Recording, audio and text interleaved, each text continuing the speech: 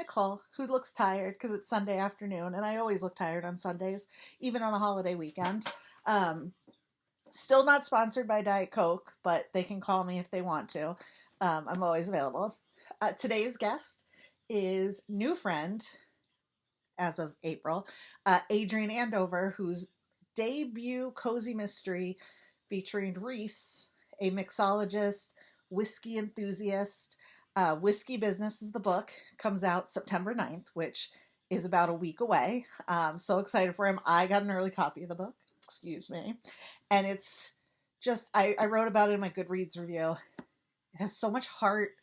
And even as I say in the interview, there's such a strong sense of family that I cried at the end because the family was so strong and it reminded me of my mom. And so it was kind of just nice to have, I think he said in the interview, he wants people to feel like his book is a warm hug. And honestly, it was. So 2 thumbs up.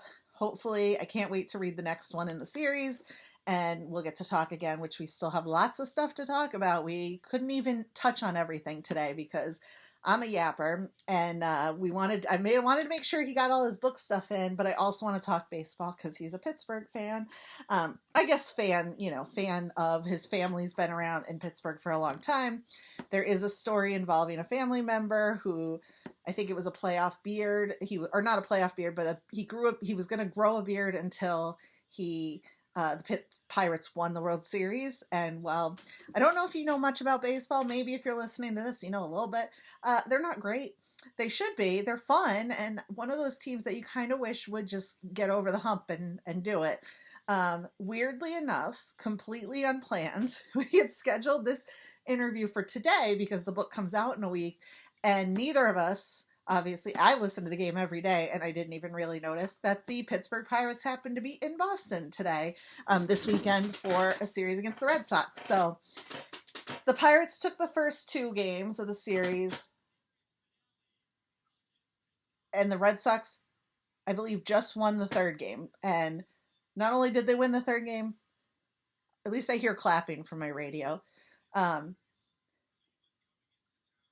Yeah, so they won with a Jarren Duran inside the park home run. And for you guys all that know me, I'm a Duran girly. I just think he's the type of guy that when he makes mistakes, like saying a slur or getting too emotional about a call, he actively goes out of his way to learn how to be better and apologizes.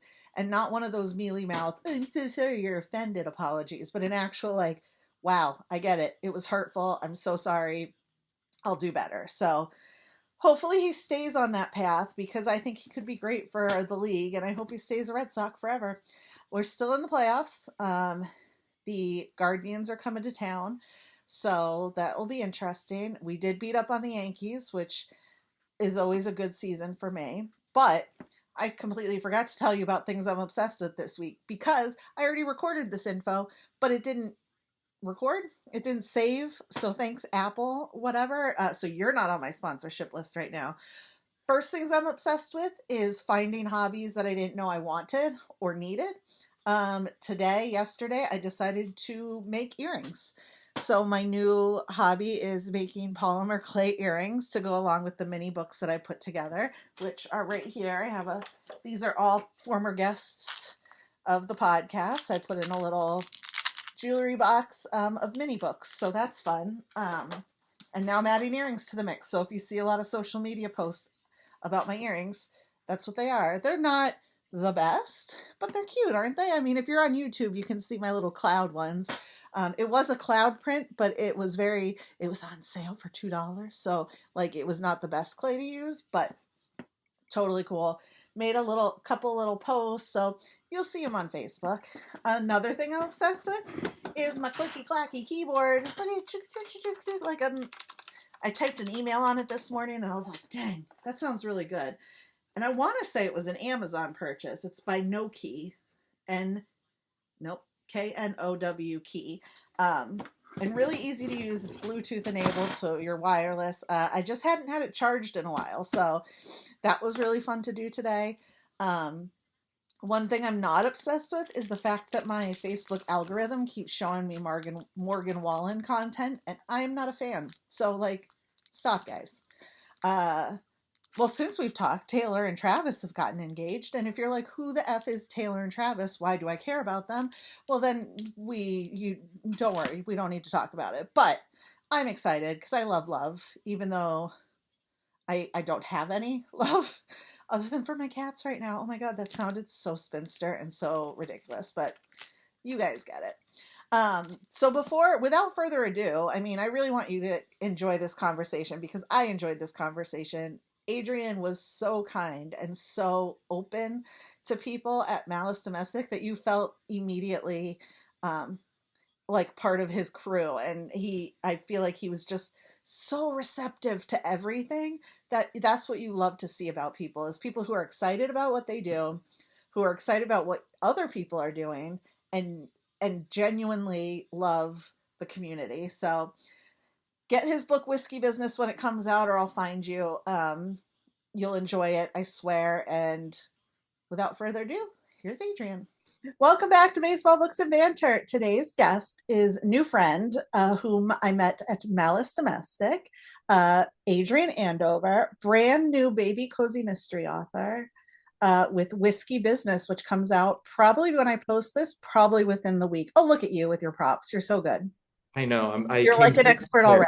already. So, Adrian, go ahead, introduce yourself, and we won't mention the fact that coincidentally, the Pittsburgh Pirates, which is his team, is playing my team, the Red Sox, in Fenway today, and that we've lost the last two games. We're not going to mention that.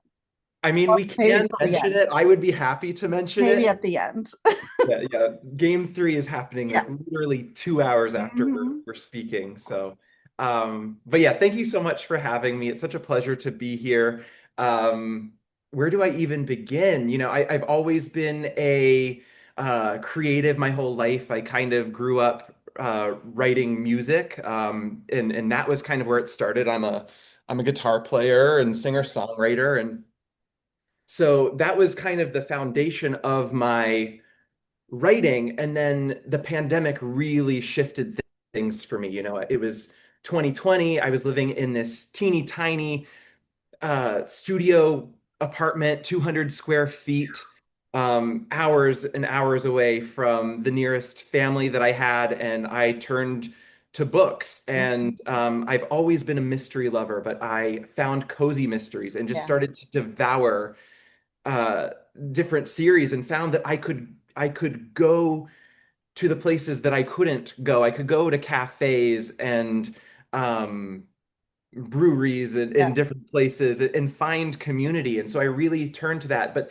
something that I was realizing was a lot of these series, they focused around the female protagonist, which as a male reader, Right. I always love to read about different perspectives, but I was like, oh, I want to bring my voice to this genre. 100%. So as a gay man, I was like, I want to write my own series, my own story. So I got to work, and the result, like 5 years later, is Whiskey. 5 years. That's nothing. That's nothing. Yeah. I loved Reese. I think he's an adorable character. But more so, I loved Reese's community. Like it really gets into the cozy trope of found family, community, and real family. I mean, his real family is so, first of all, adorable. Like his mom, I'm just obsessed with. Um, but anyway, yeah, I finished it. So you sent it to me to read. Thank you so much, which I love getting books ahead of time. Um, and yeah, it was one of those cozy reads that once you get into it, you're like, no, no, no, no, no, I need to know what's going on. And because it's the first in a series, did you find you had to do a lot more of, because I felt this way when I wrote my first, that you had to kind of ease people into everything, to be like, here's what the town is like, here's where how his closest friends are. And I know sometimes it's hard to get that with the plot because you don't want to be like, and this is John and he is tall and he is this, that, the other. But you also have to explain who John is because nobody knows him yet. Totally. Yeah, that was something that, and first of all, I'll back up a little bit and say there's not a lot that I set out to do intentionally with this book. I really, like, once I got to know the characters and had the premise of the plot, I really kind of let the characters drive the story from there, and like how would they respond in this situation?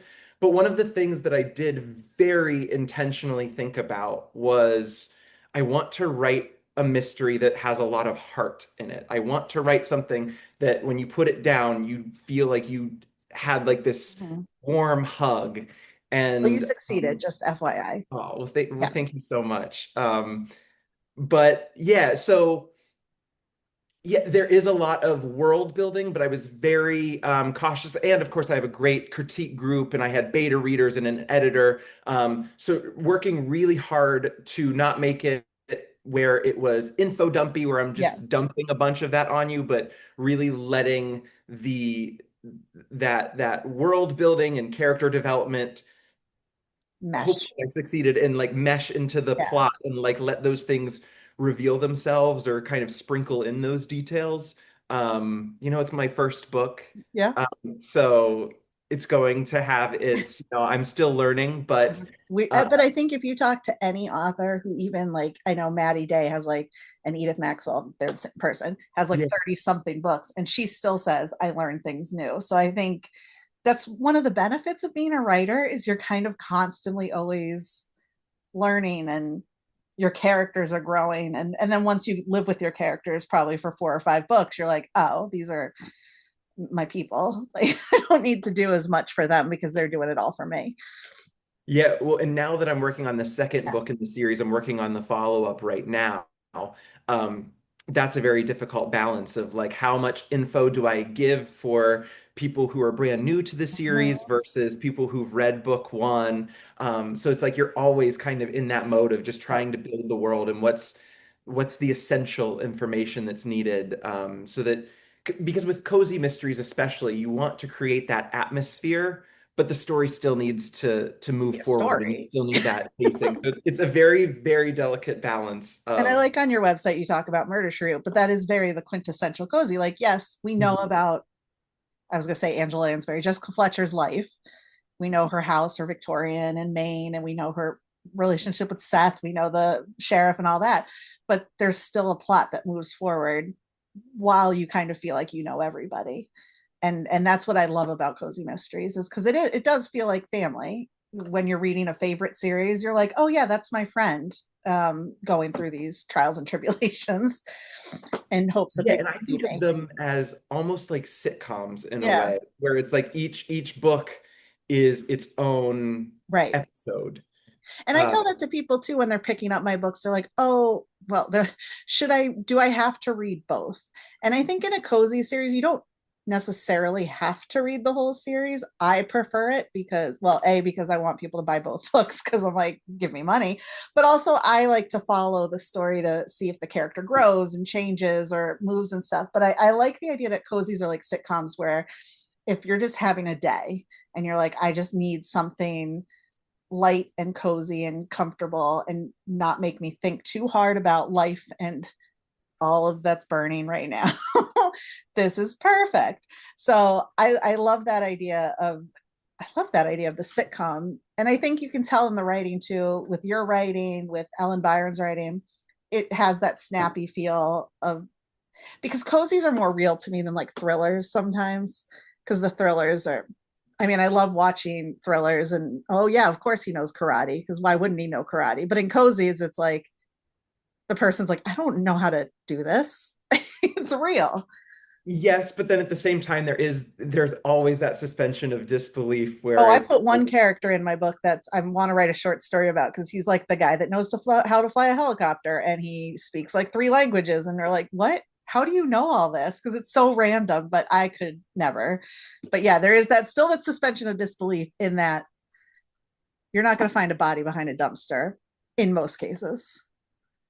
in most cases, and you're not going to see a mixologist, Right. gathering details from his almost brother-in-law.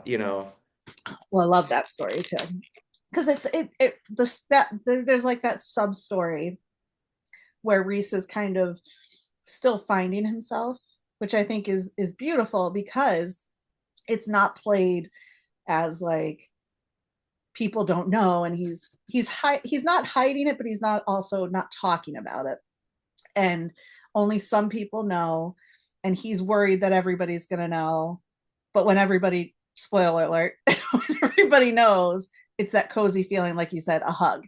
And I'm not going to lie to you, Adrian Andover, I teared up at the end, Oh, because just the way everybody, it might have also been, it was around the time it was the anniversary of my mom passing. And I was like, his mom is so nice. I love his mom.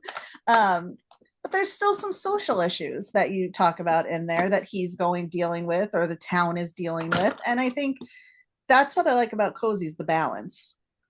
Because again, the world is burning, and I don't want to read about the world burning. yeah, but I also can't help but to, and again, there's not a lot that I set out intentionally to Mm. do, but when you're looking at, um, oh, and I'm trying to think of how much I can talk I about with, know, as like I've already spoiled a little bit, but I mean, it wasn't like a big spoiler. yeah, I'm thinking about, not only Reese's personal journey, but a little bit with the mystery too. I'll say that there's a little bit of what's going on with the victim and his business dealings. And that was something that afterwards I was like, wait, did I kind of write like a little bit of an allegory here? Um, but yeah, I can't help but include some of those things. And it's also, processing for me. If I'm going to sit down every morning before my day job and work on my writing or editing or whatever I'm doing for 3 hours every morning before I log into work, God bless. I'm going to use that time to like work through some things It's in like myself as therapy. well. And It's therapy, but in a cheap way, because you don't have to yes, pay a therapist yes, or and use I your go to health therapy too, insurance which I would advocate anybody, to go to therapy. anybody, 100%. at least give it a try. If only my damn health insurance would cover it. Damn it. Um, maybe That's another world burning issue oh, we won't get into, but no. As someone who works in the healthcare industry as a technical writer, I have thoughts, and they don't want to hear it from me because they're like, I'm all about removing the stigma around it. So yes, I agree. I think therapy is fantastic. If you find, especially if you can find a good one, if you find someone you connect with. I don't know. Did you know the show Crazy Ex-Girlfriend? no. Oh, it's so good. I think it's on Netflix or something, but basically it's her, she follows this guy to California because she thinks she loves him, whatever. Is that And the musical kind yeah, of Okay, I've never seen it, but Rachel I've Bloom. yeah. She's so good. And at the end, the whole last season is her finding out what causes her to be the way she is. And there's a song called like My Diagnosis. I have a diagnosis. And it's like just that, I think, lifting of, and that's what our writing does too, is it kind of lifts that, we can breathe, which sometimes we need. But Absolutely. do you really write 3 hours every morning or work 3 hours in the morning on your book? I do, yeah. I'm up at 5. I pour my coffee, I do my connections Oh, and Wordle. okay. And then it's sitting right here in this seat. And from 5:30 to 8:30, it's Wow. sitting and working. And sometimes it's, pondering, Yeah.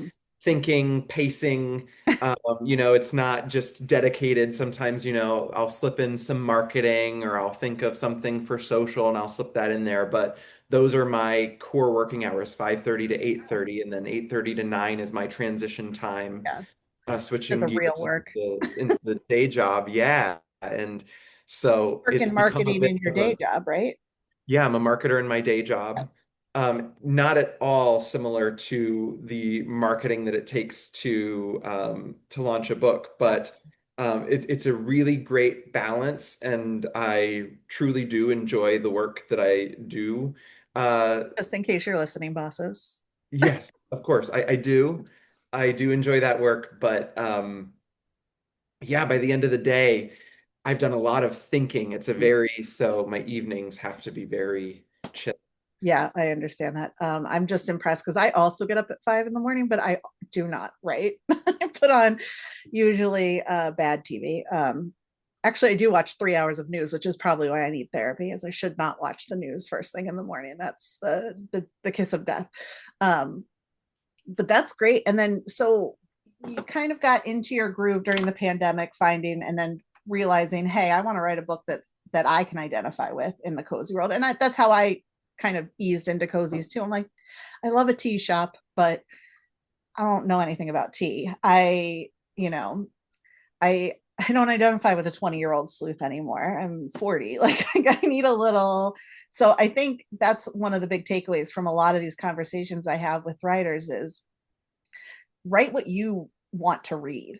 And I think that's going to be the biggest way. It's like not to be weird, but it's a gateway drug to like wanting to write more because if you're right like what you write and if you like what you read, you're going to keep doing it. Absolutely. And there were so many, not just in who my protagonist Yeah. was, but there were tropes that I wanted to stretch or flip on their head. I knew that I wasn't going to have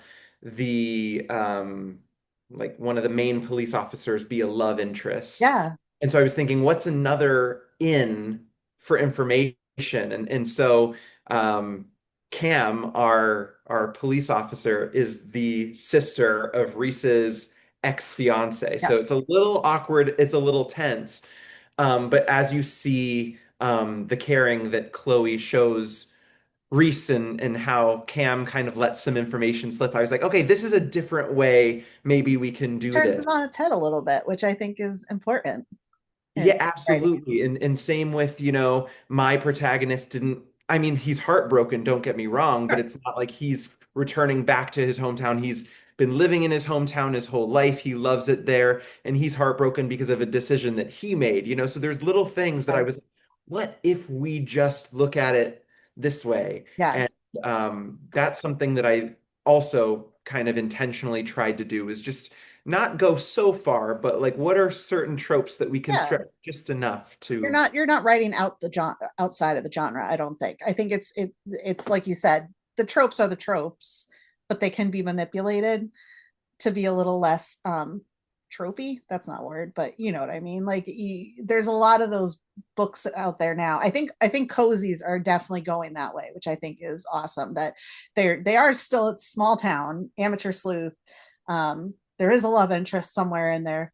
There's a cat or a pet of some sort. I love Jameson. I'm just going to say that. And but it's also that's not what's focused on. It's just that's kind of the broad umbrella it's under, and I love that because no one wants to keep reading the same things over and over again. And Yeah, when and they I think do, it's still. If I opened your book without even looking at it, I would know it's a cozy, even though it's a male sleuth, it's a gay man, it's in a whiskey bar that I don't know anything about. I would feel the coziness of it.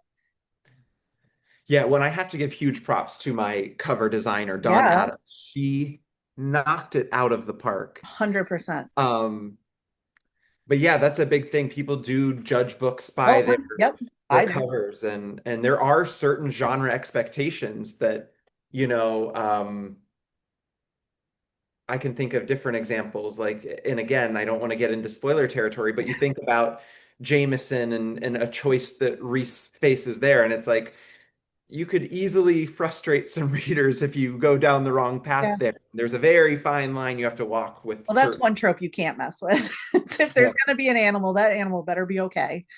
Yeah, absolutely, absolutely. So, and for anybody out there, it was not even a thought that the animal oh, wouldn't be okay. yeah. But yeah, We there are honestly we wouldn't certain. be talking if the animal was not okay in that book, especially a cat with the crazy cat lady here. Yeah, that wouldn't have been happening. Yeah, there are just certain expectations, but giving yourself enough room Yeah, to maybe stretch certain things, so that it does feel unique and different and fresh, um, but still delivers on the promise that it's a cozy. you sign up for when you read a cozy. Absolutely. And one of the things, so as cozy people, I'm not good at this, but I love people that are good at this, is puns. And a lot of your drinks in the book are literary puns. And I'm wondering, is that something you come up with, or do you like crowdsource and be like, or do you Google literary whiskey drinks and hope something comes up? No, they come from me. Okay. Research involved. Nice. My process, it's a lot of uh just combing through lists of popular books, and so like I'll have two windows on my screen. I'll have my like list and I'll have like all of the different like a glossary of liquor Oh, spirits. okay. And then it's like Just a room of one's own, room, rum, a rum of one's own, or of mice and men, of mice and mint. yeah. Which It's I hated that book of Mice and Men, but the drink sounded good. So, what are you gonna do? yeah, and then some aren't exclusively puns. You know, Right. there's a matcha tequila drink called Green Gables, and it's Yep. just because it would And be a of. green drink and Yeah. And of the Gables. that kind of like fresh, crisp spring Yeah. kind of Do you taste test all the drinks? I don't. A lot of them are pure imagination, and then the actual drinks themselves, sometimes it's I've gone to a cocktail lounge and there's a drink like that that has a different title, but I'm like, ooh, that was really Yeah. delicious. I'm going to remember what that was. And that's like a lot of my research is taste testing. Oh Um, no. and I try not to go too far down the Yeah. rabbit hole of research, Yeah. but for me, I'm of this school of I don't need to know everything about mixology to write a mixology mystery, but Yeah. if I can go to a cocktail lounge and I can ask a few questions of the bartender or mixologist and I learn those small details that make it feel real. That's my lazy approach to research No, because I I don't also think think that's there are a lot of people who don't drink, and I no. want this book to be accessible to everybody. Yeah, I don't drink. And like I said, I mean, every drink sounded delicious. And I'm like, I don't drink, but I might try that. Or, oh, mocktail it. Like, just something like that. And maybe again, it was the names that were just really singing to me as a writer. I was like, oh, those book names. I love a good book name book drink. So maybe at the next Malice Domestic, we'll have the bartender whip up one of them just to see if it works. No, yeah, we should. Yeah, I hesitated to put any recipes in Mm. the book itself, just with timing and everything. But I guess shameless plug, if you sign up for my newsletter on my website, adrianandover.com, I will be over time dropping in some drink recipes. Not all of them my own. It might be a Sure. drink that I find online that I've been making, and so I'll just drop the link in my newsletter And I don't because think, I'm not. oh, go ahead. Sorry. No, you go ahead. I was just going to say I'm not approaching this from the angle of like I'm some home mixologist or anything. Like I enjoy a good cocktail, don't get me wrong, but it's not even really a hobby for me. It's Right. just I thought it really my decision to put Reese as a mixologist was more born out of the setting that I Yeah. wanted to create. I think that Reese is Reese because I knew that a literary themed cocktail lounge. Like that was a place that I wanted to go. It That was a place sounds that I so wanted to cool exist. because, like, you have to enter through the restaurant and there's like a secret bookcase door and it's like super cool. Yeah, it seemed like one of those places, like, as someone who doesn't go out and doesn't drink because I'm a homebody, I'm like, that sounds like a chill place. Like the music's not too loud. You can talk to each other. You get fun drinks. There's cute boys, and I love that. Maybe not all the cute boys for me, but that's okay. I can share. Um, in my head, I pictured it like a speakeasy type with the dark and the leather and all that kind of, and maybe I was influenced by the cover too, where that's what I'm picturing in my head is the cover, and it is his hometown, Pennsylvania, which is where you are from. Check out this segue.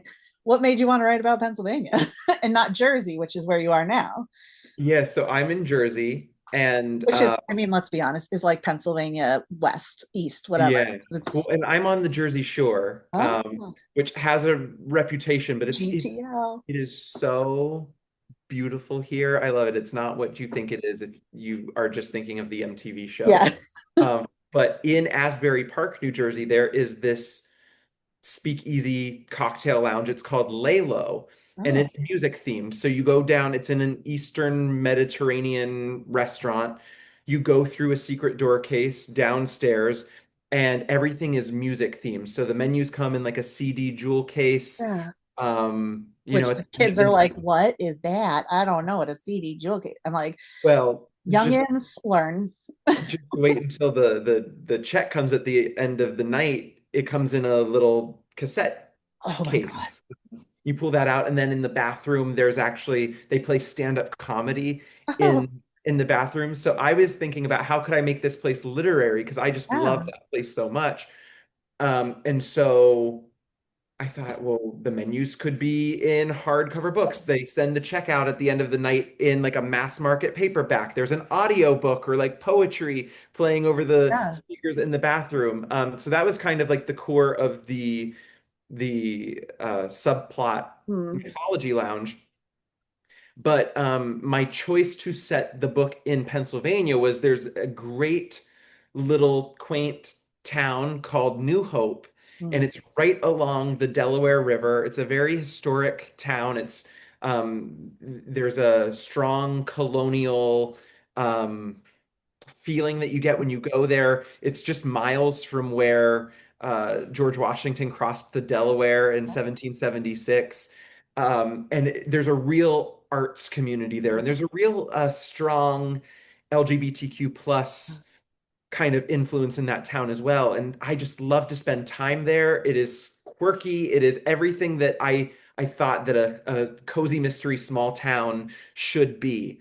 So I did take some liberties with it and I renamed the town, but it was less of the state of Pennsylvania and just that That New town Hope itself. is just such a perfect little cozy mystery town. It Yeah. just I'm not to make this about me, but my third book in the series is set in Pennsylvania at um so when I lived in Mechanicsburg, I lived right next to Harrisburg, and we had the yeah. Harrisburg Senators, and they have their own little man-made island, and so it's based loosely on City Island in Harrisburg. So, but it's the same thing. It's the cozy vibe while you're surrounded by this Pennsylvania-ness of it all, like the farmland and the Amish, all that. But there's still these little pockets of small towns where you get the vibe, they're inclusive, and you can murder people there and nobody really knows what you're talking about because like, I don't know this place. Um, but you're from, so we see all the Pittsburgh stuff on your person right now. Fine, whatever. We're gonna win today. I'll be less bitter in the morning. Maybe I don't know. I don't know what's going on with them. I don't even know who's pitching today. See, this is what happens. I get so like, oh my god, what's even going on? Um, Well, we got Paul Skeens, so well, I know. Well, Peyton Tolley went pound for pound with Paul Skeens on Friday night. These big old, I mean, Paul Skeens and Peyton Tolley, just to get into a pitching thing, they're what we call hosses. They're just big dudes with mustaches. They kind of remind me of like 70s pitchers, like when you see the old baseball cards because they have like the handlebar mustache and they're just anyway. It was fine. We lost, but that's okay. How long did you live? Did you grew up over in the Pittsburgh side of things and then moved east? yeah, and is there a visual component to this podcast at Not all? really. Okay, so I was gonna say there's like the hand Oh of yeah. convenience. So the book takes place like in the Philly area, Yeah. like very east, like south. Oh, there is a visual. This will be on Okay, YouTube so people can see that. okay, so Yeah. yes, if you're listening somewhere else, go to YouTube Yeah, and right. You'll see the go to hand. whatever timestamp and see my hand. So Philadelphia, Yeah. that's kind of the area where New Hope is. I grew up in like West Central Pennsylvania, kind of like halfway between like where Penn State is and where Mm-hmm. Pittsburgh is. And Mm-hmm. so there's a huge Pittsburgh sports just obsession running through my family and really the whole area. I just love, even though I'm not a super sporty person Yeah. myself, I think there's a 14-year-old version of me right now that is like, what business do you have talking on a baseball podcast? Yeah. But um, I do love the community of sports and Yeah. seeing the way that it brings people together and gives everybody something to talk about. Or bitch about. Or yes, or get frustrated. Yeah, but grew up with a very heavy Pittsburgh sports influence. but especially the Pirates. There's some family lore um, that I have, if you will, that makes me feel extra connected. And I'm I always representing, I feel especially like you sent me the lore and you told me about it at Malice, but you're going to need to send it again because we only have 10 minutes and I don't know if we can get into it. And I think we need to get into it. Or we just, when your second one comes out, we'll just discuss it and keep people waiting. Ooh. yeah, up to Well, you, wherever you want this conversation to go. But I will say, are you a Steelers fan, football guy?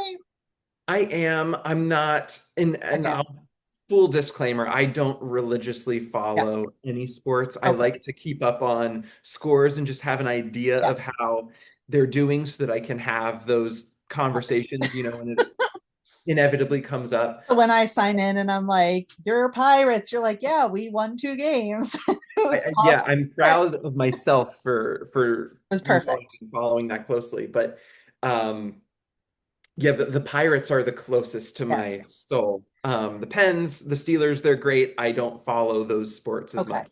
Only because as a Patriots fan, obviously we hate the Steelers. So it's like one of those. I don't know how we became friends, honestly. Like we're just so antithesis of each other in sports. But We meet at mysteries and we exact and set our other honestly, differences aside. I thought you were great at Malice because it was your first conference, right? As a mystery author, and you befriended everybody.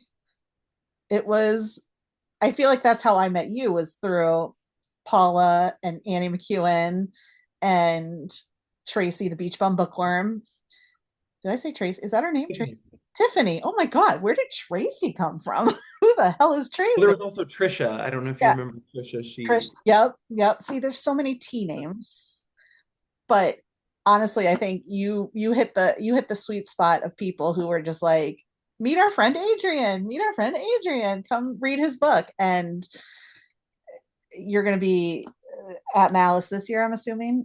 Yeah, I will be there in 2026. So that'll be my official debut year.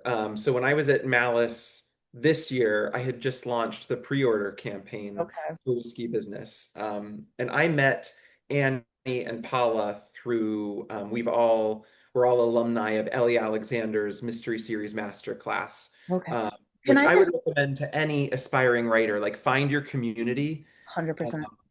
And Ellie Alexander was the first person I met at Malice Domestic in 2017, and she inspired me to start writing. So, like, that's so funny how many people she's touched in her life. Like, absolutely. can you imagine being that person? Oh my God.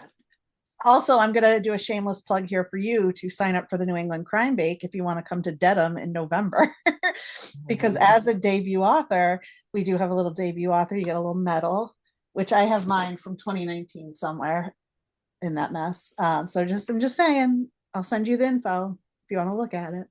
No, send it my way. I'll take a look and maybe I'll see you at. I hope so because I'll be at the registration desk all weekend and moderating. Before we go, so the book comes out September 9th. Make sure everybody gets it. Do you have books that you recommend for people to read other than your own? Ooh, yes. I mean, of course you asked that question, then it's like every book Every book I've like, did I even read before? What ever falls I don't out of even know what my books are. What are you talking about? mind. Yeah, I mean, I would Well, say Ellie Alexander, because we're both big a- fans. absolutely. It was really the bake shop mysteries that sent me on to like I think at the time whenever I started reading that series, there were maybe 13, 14 books, something like that out in the series. And I devoured them all in the course of like 2 months. Yeah. Like that was really the genesis of cozy mysteries for me. Or like I had read them like Yeah.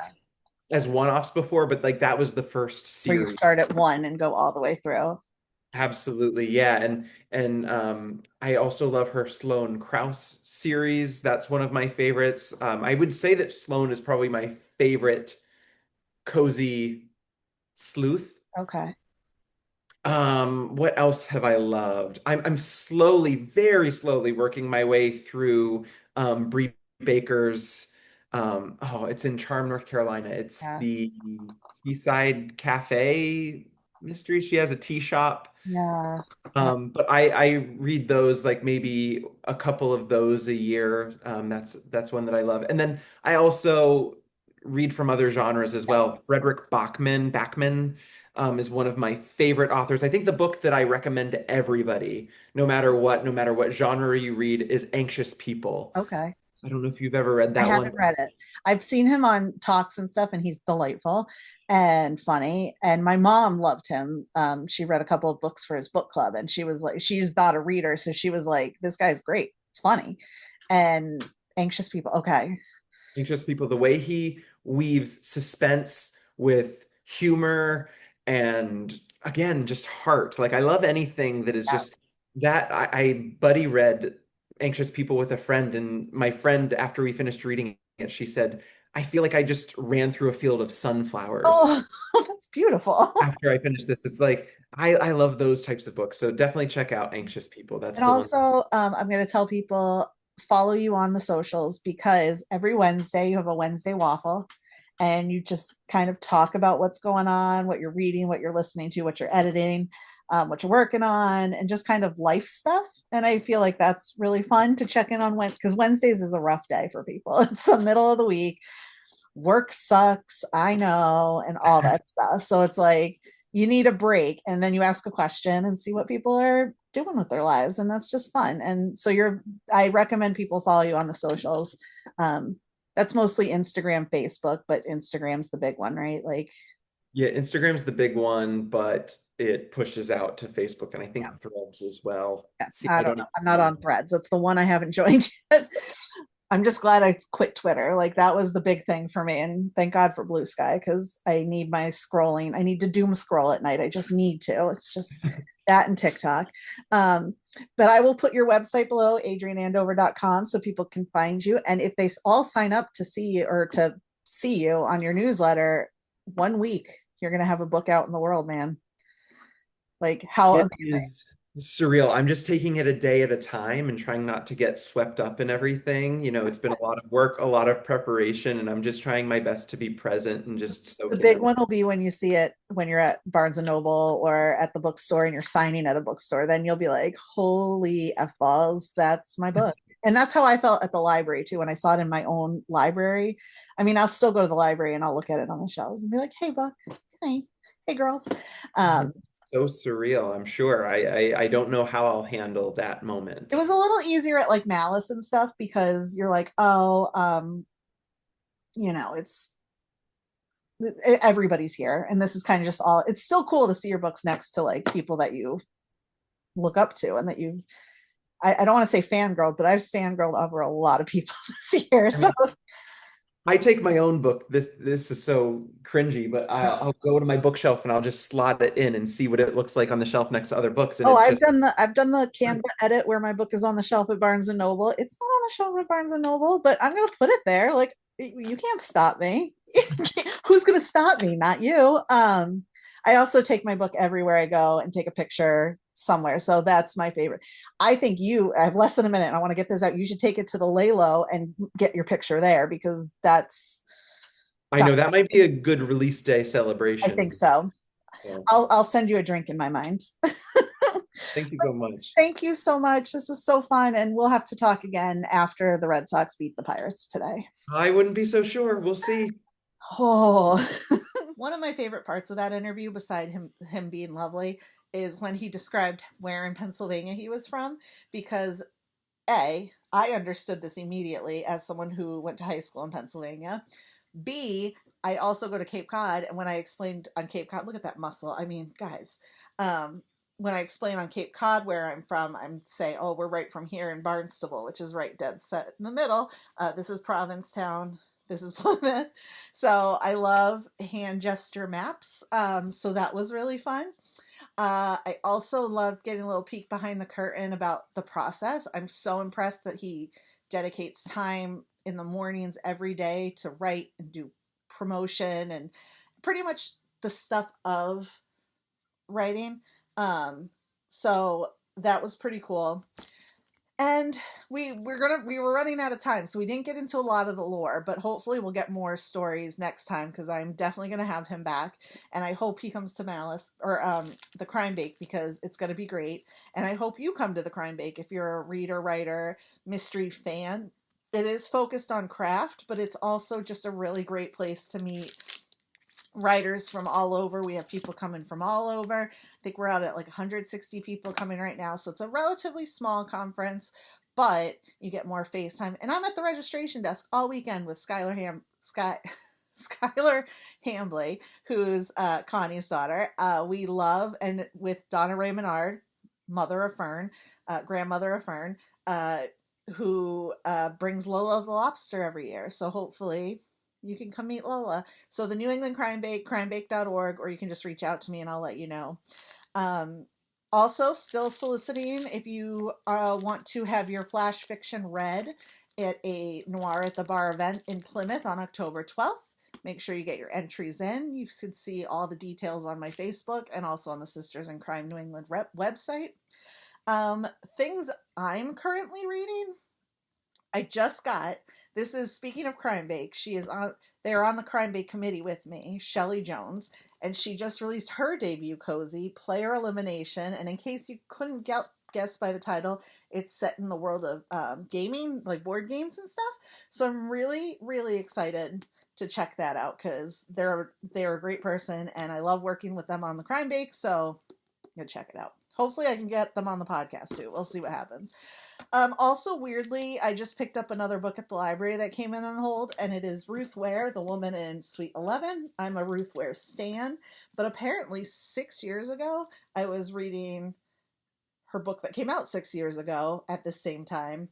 So it was kind of weird how 6 years later, here I am with another Ruth Ware book. And of course, I've got the usual Kindle historical mysteries, just plowing through a bunch of them. The Mortician's Visions series, set in Australia in like the turn of the century, and she is a mortician who sees dead people, and then she passes it along to her detective boyfriend, and then detecting happens because I love a good mystery where the detective and the Victorian woman get together. So I love it. I can't help it.